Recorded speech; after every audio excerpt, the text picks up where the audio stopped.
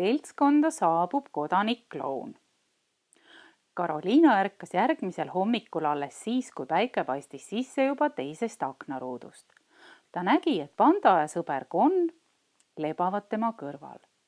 Ta naeratas õnnelikult, aga ta ei mõelnudki veel tõusta. Hoopis vastupidi, ta sulges uuesti silmad ja püüdis meelde tuletada öist unenägu. Jupphaaval tuli see meelde ja see oli üks vahva uni. Karoliina oli näinud unes, et ta oli roosa õhupall. Onu Ahsoo oli ta välja mõelnud ja tädi Ainule kinkinud. Tädi Ainu ei osanud rõõmust ja liigutusest muud teha, kui hakkas teda täis puhuma. Karoliina paisus ja paisus, kuni temast oli saanud üks suur ümmargune õhupall. Ema ahetas, võttis panda kaera ümbert oma hommikumantlivöö ja sidus õhupalli kokku, et õhk välja ei tuleks.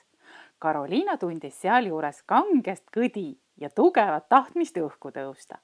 Ta ei suutnud sellele tahtmisele kuidagi vastu panna ja ta tõusiski õhku. Mis te teete? See on ju meie Karoliina, hüüdis isa ja haaras vöö otsast kinni, et päästa veel, mis päästa annab. Karoliina suureks õnneks ei olnud päästa ka midagi. Ta tõusis mängeldes õhku ja haaras isa kaasa. Isa vehkis naljakalt jalgadega, tema püksid läksid tuult täis ja ta ei osanud enam mitte midagi muud teha, kui ainult vanduda. Sellisena meeldis ta Karoliinale palju rohkem. Aga nad tõusid üha kõrgemale ja ühe pilve tagant ujus neile vastu sinine õhupall. Sellel õhupallil oli jäänud palli suu kinni sidumata ja õhk vuhises temast välja. Aga ta karjus panda häälega, anna minu kett siia, anna kohe minu kett siia, kas sa ei näe, et ma muidu jooksen õhust tühjaks? Karoliina tahtis talle vastata, aga ema hommikumantlivöö nööris selle palli suu kõvasti kinni ja ta ei söandanud sõnagi suust välja öelda. Ta püüdis pandale lähemale lennata, et temast kinni haarata, aga nii kui ta seda tegi, lõhkesid mõlemad ja hakkasid järjest kiiremini alla langema. Karoliina pigistas silmad kinni ja ootas hirmsat mürsatust, kuid ärkas enne üles, kui õhusõit maapinnale lõppes. Tuba oli pime ja vaikne ning Karoliinal hakkas hirm. Ta kobas käega ja leidis kõrvalt padjalt üles ema pehmed krussis juuksed ja isa siilisoengu. Ta võttis isa käe, pani endale põse alla ja jäi jälle magama. Karoliina ärkas teist korda panda haukumise peale. Päike paistis sisse nüüd juba 3. aknaruudust. Panda hüples ärevalt riietekapi ees, haukus ja püüdis esikäpaga ust lahti teha. Karoliina kargas voodist välja ja avas ukse. Kapist astus tuppa 4. mehike. Tal oli peas kõrge torukübar, seljas lotendav ruuduline pintsak ja jalas püksid, mille üks säär oli triibulisest ja teine lillelisest riidest. Peale kilutses tema parema põlve otsas suur auk. Tere hommikust, kergitas mehike kübarat. Mina olen kodanik kloun. Kas siin leidub häid lapsi? Nende sõnade peale tõmbus Karoliina nägu mossi ja panda nuuskis ähvardavalt kummalise külalise tervimat püksipõlve. Palju ei puudunud, et seegi oleks varsti paika vajanud. Mehike ei lasknud endaga põrmugi häirida, vaid jätkas särava naeratusega. Kas siin leidub häid lapsi, kes ei söö oma hommikuputru ära, kes ei kuula oma vanemate sõna, kes hammustavad oma isa sõrme, kes lõhuvad oma mänguasju, kes ei viitsi hommikuti oma hambaid pesta, kes kardavad õhtuti üksi magama jääda, kes ei pane ennast ise riidesse, kes on koerad, mis koerad, kas siin leidub selliseid häid lapsi? Oi, on küll mõningad, kilkas selle peale Karoliina. Koeri leidub kah, muutus panda leplikumaks. See on tore, ütles kodanik kloun. 1 punkt teie kasuks. Ütelge nüüd mulle seda. Kui koer saab 7-aastaseks, kas ta on siis juba nagu suur inimene? Ei ole, turtsatas Karoliina naerda. 7-aastane inimene on ju alles laps. õigus, noogutas kloun kurvalt pead. Mul on südamest kahju, et sa nii tark oled, aga kas 70-aastane koer on juba suur inimene? Ei ole, võttis Karoliina mängu vastu, 70-aastane koer on juba vana inimene. Vale, rõõmustas kloun. 70-aastane koer on juba surnud koer. Koerad ei ela nii kaua. Jällegi 1 punkt teie kasuks. Te ei tea mitte midagi. Minu panda igatahes küll ei sure nii ruttu, ütles Karoliina. Ta ei sure üldsegi, kui sa tahad tõtt teada. Teada tahan seda küll, kummardas kloun üliviisakalt, aga mitte tõtt. Miks ta siis ei sure? Sellepärast, et ma teda armastan, vastas Karoliina. Need, keda armastatakse, ei sure kunagi. Panda nuuksus tasa ja surus oma niiskeks läinud nina Karoliinale pihku. Tore, naeris kloun nüüd üle kogu näo. Saingi teada, aga mitte tõtt.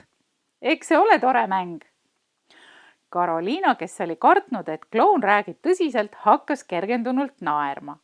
Mäng oli ainuke asi, millest ta mängeldes aru sai. Ta astus usalduslikult klounile lähemale. Ütle, miks sul on üks püksisäär ühest ja teine teisest riidest, küsis ta. Poes polnud nii palju riiet, et oleks ühesugust 2 sääre jaoks jätkunud, vastas kodanik kloun. Mis pood see niisugune naljakas pood siis on, imestas Karoliina. Klouni pood loomulikult. Üle pea ostan ma kõik asjad ainult klounipoest. See on niisugune pood, kus on alati midagi müüa ja tavaliselt ikka seda, mida sa momendil ei vaja. Täna näiteks ostsin ma klounipoest selle. Ja ta tõmbas oma lotendava pintsaku hõlma alt välja vihmavarju ning lõi selle lahti. Ütelge, mis ma selle varjuga, kui vihma üldse ei saja, tegema peaksin? Mitte midagi, naeris Karoliina ja panda hüppas üles ja püüdis ühe vihmavarju tuti hammaste vahele ning napsaski selle tuti endale.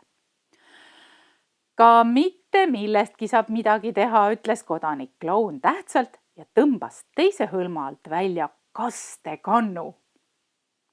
Kasta mind, ulatas ta kastekannu Karoliinale ja tõstis vihmavarju pea kohale.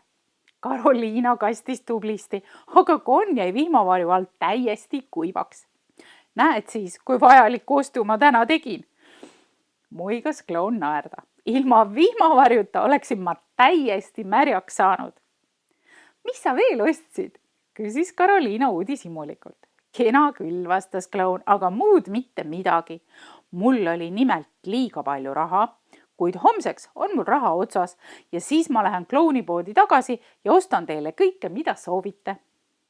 Mina paluksin 10 grammi raamatut, naeris Karoliina.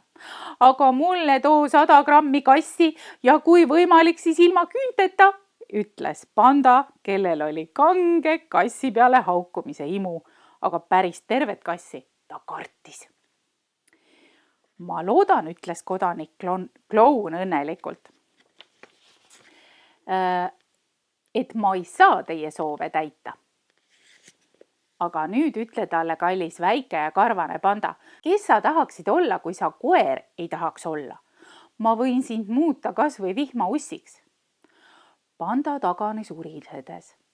Ta tahtis ainult koer olla, sest sellisena Karoliina teda armastas ja muud polnudki pandale vaja. Aga sina, kallis Karoliina, sõnas kloun, sina oled see hea laps, kes ei taha hambaid pesta ja kõrvu ka vist mitte. Karoliina noogutas rõõmsalt pead ja ootas põnevusega, mis nüüd küll edasi saab. Siis muudan ma sinu ilusaks armsaks põrsakeseks, ütles kodanik kloun. Sellist pööret poleks Karoliina ilmaski oodanud ja tal läks ehmatusest näpp suhu. Hea küll, kui sulle sellest ei aita, siis võin ma sind muuta suureks auväärseks seaks, kui sa väga soovid. Lausus kloun suuremeelselt. Ka selline väljavaade ei rõõmustanud Karoliinat põrmugi. Õnneks hüppas lähemale sõber konn ja ütles, et tema tahab kangesti saada hästi suureks elevandiks. Ma teen seda, ütles kodanik kloun, pistis konna pintsaku alla ja muutus äkitselt tõsiseks. Hetke pärast ilmus pintsaku hõlma alt välja hall lont. Siis hakkas elevandi 2 elevandiluust kihva, siis suur lontis kõrvadega pea ja siis elevant ise.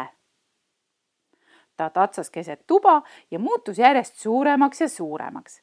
Õige peatselt polnud pandal, klounil ja Karoliinal kuhugi mujale enam minna, kui vaid elevandi kõhu alla.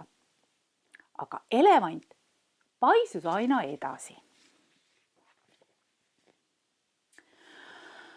Karoliina kuulis hirmuga ja kloun rõõmuga, et toa seinad ragisevad ja lagi hakkab naksudes ülespoole kerkima. Kuid see oli uus ja tugev, suurpaneelidest maja ning pidas ilusti vastu. Võib-olla poleks ta tõepoolest kuigi kaua sellist survet välja kannatanud, aga uks läks lahti ja lävele ilmus tädi Ainu. Ta kiljatas ja oleks ehmatusest koridori kukkunud, kui onu Ahsoo poleks õigeks ajaks välja ilmunud ja Ainu õnneliku näoga sülle püüdnud. Elevant hakkas hirmsa kiirusega kahanema ja varsti kükitas keset tuba jällegi konn, roheline ja pungis silmne. Onu Ahsoo hoidis hirmunud tädi Ainut kaenlas ja vaatas vihaselt kodanik klounile otsa. Pole midagi hädaohtlikku, ruttas too vabandama.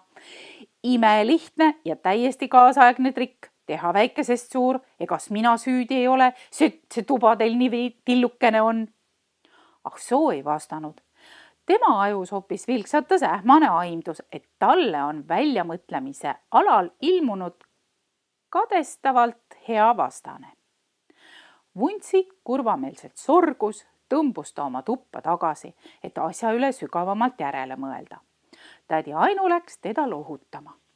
Siis kostis välisukse tagant ohkamist. Snepperlukk lõksatas ja isa astus ema kannul koridori. Tal oli käe otsas pungil kandekott leiva, piimapudelite ja konservipurkidega. Kas sa käisid täna klounipoes, küsis Karoliina. Isa vaatas talle arusaamatult otsa. Karoliina, kes ei oodanudki mõistmist, lipsas tema paitava käe alt minema, sest toast kuuldus ähvardavat lõrinat. Klouni polnud kusagil. Keset tuba vedeles ainult tema parema püksipõlve auk koos paigaga. Pandale polnud see kodanik siiski meeldinud. Karoliina istus nukralt kušetiservale, panda tuli ja pani andeks paluvalt oma koonu talle põlvele. Küll ta tuleb tagasi, kui ta uued püksid ostab, sõnas ta süüdlaslikult.